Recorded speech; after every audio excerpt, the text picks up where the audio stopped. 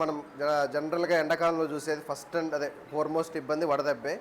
చిన్న ప్రాబ్లమ్ ఏంటంటే వడదెబ్బకి, డీహైడ్రేషన్‌కి చిన్న తేడా ఉంటది. మనందరం ఏందంటే వడదెబ్బ అంటే వీడు డీహైడ్రేట్ అయిపోయి పడిపోయాడు అనుకుంటాము.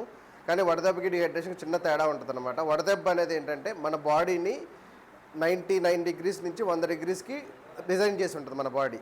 ఆ టెంపరేచర్‌ని ఒకవేళ పెరిగినా, తగ్గినా బాడీ అనేది దానంతట అది కంట్రోల్ చేసుకోవడానికి ట్రై చేసిద్ది. కానీ వడదెబ్బ అనేది ఏంటంటే ఆ కంట్రోల్ చేసుకునే సిస్టమ్ దెబ్బతినడం. అంటే అంత బాడీ ఒక్కసారిగా 104, 105 డిగ్రీస్‌కి ఒక్కసారిగా సడన్‌గా ఇంక్రీజ్ అవ్వడం. ఏది షార్ట్ టైంలో.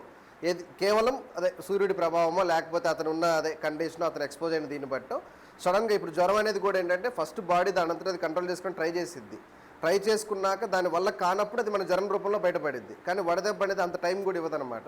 సడన్‌గా ఒక్కసారిగా బాడీ టెంపరేచర్‌ని 100 నుంచి 105కి సడన్‌గా తీసుకుపోయిద్ది. అంత సడన్‌గా తీసుకుపోయినప్పుడు ఆ బాడీ ఏంటంటే దాన్ని తట్టుకోవడానికి, దాన్ని రికవర్ చేసుకోవడానికి ప్రిపేర్డ్‌గా ఉండదనమాట. సడన్‌గా జరిగి ఉంటుంది కాబట్టి. సో దానివల్ల ఎమ్మటే మనిషి ఫెయింట్ అయి పడిపోవడం, కళ్ళు తిరిగి పడిపోవడం, లేకపోతే అసలు మనిషి పిచ్చి పిచ్చిగా మాట్లాడడం ఇవన్నీ. సో మనం దీనికి చేయాల్సింది ఏంటంటే ఇమీడియట్‌గా మన చుట్టుపక్కల ఉన్న అంటే మనకి ఇప్పుడు ఇమీడియట్‌గా ఒక మనిషి సడన్‌గా కూర్చొని ఉంటాడు. సడన్‌గా ఇదే అప్పుడు దాకా ఎండలో తిరిగి వచ్చిండి సడన్‌గా కూర్చోగానే పడిపోతుంటారు, వాలిపోతుంటారు, లేకపోతే ఇది దానికి మనం చేయగలిగింది ఫస్ట్ మన చుట్టుపక్కల ఉన్న దానికి చేయగలిగింది ముందు వాళ్ళకి గాలి షర్ట్ కానీ ఏదన్నా టీ షర్ట్లు కానీ ఏదన్నా ముందు తీసేసి ఆ బాడీకి ముందు గాలి తగలాలి. నెక్స్ట్ ఒక బకెట్ నీళ్లు, చల్లటి నీళ్లు మీకు పక్కన ఉంటాయి ఎమ్మడే చేసిపోయి నెత్తి మీద పోయడమే. దానికి ఉన్న ఒకటే ఒక ఆప్షన్, మనం ముందు టెంపరేచర్ని కంట్రోల్ చేయాలి. వాడి డీహైడ్రేషన్ గురించి కాదు, డీహైడ్రేషన్ బాడీ మేనేజ్ చేసుకోగలిగింది కొంతైనా. ముందు టెంపరేచర్ని, గాలిని అసలు ముందు మనిషిని మనం కంట్రోల్లోకి తీసుకొని రాగలిగితే ఎమ్మటే వాటర్ చేయడం, ఐస్ ప్యాక్ పెట్టడం, లేకపోతే చల్లటి క్లాత్ అదే కండవ చుట్టడం ఏదో ఒకటి అలా చేసి మళ్ళీ ఎమ్మటే దగ్గర ఉన్న హాస్పిటల్కి తీసుకెళ్తే అప్పుడు ఎలాగూ అదే ఐవీ ఫ్లూయిడ్స్, సెలైన్స్ అవి ఇస్తాం కాబట్టి అది ఓకే. ముందు బాడీ టెంపరేచర్ని మనం కంట్రోల్ చేయలేకపోతే బాడీ ఏంటంటే సడన్గా జరిగిన డ్యామేజ్ని రికవర్ చేసుకోవడానికి టైం అదే సిద్ధం లేకపోయేటప్పటికి మనకి సెప్సిస్ అంటాం కదా, అదే ఇప్పుడు ఏదైనా ఇన్ఫెక్షన్ వచ్చి ఆర్గాన్స్ అన్నీ ఫెయిల్ అవుతాయి చూడండి, ఆ స్టేజ్ దాకా వెళ్ళే అవకాశం ఉంటుంది అనమాట. మనకు చాలా సింపుల్గా వడదెబ్బ అనేది చాలా సింపుల్గా కనపడిద్ది కానీ అంత ఎఫెక్ట్ అయ్యే ఛాన్స్ ఉంటుంది ఏది మనం కనుక ఇమీడియట్గా రియాక్ట్ అవ్వకపోతే.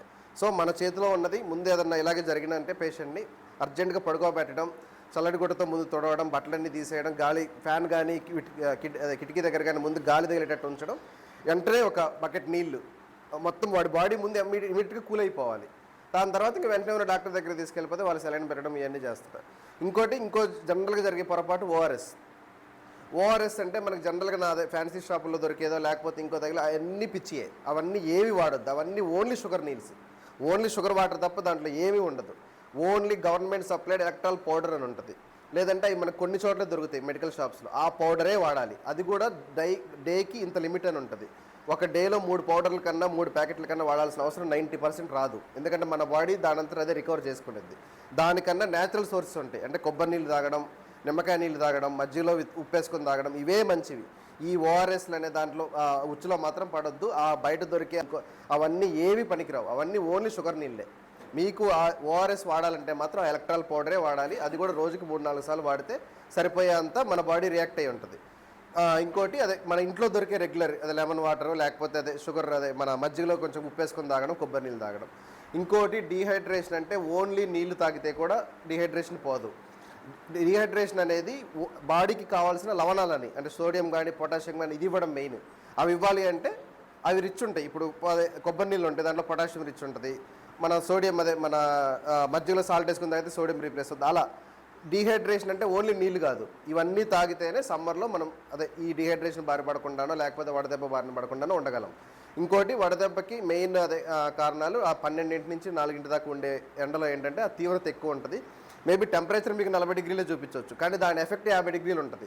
అంటే లోపల హ్యూమిడ్ అంటారు, గాల్లో ఉండే తేమ శాతం వల్ల మనిషిలో ఉన్న వాటర్ అంతా పీల్ చేసుకుంటుంది అది.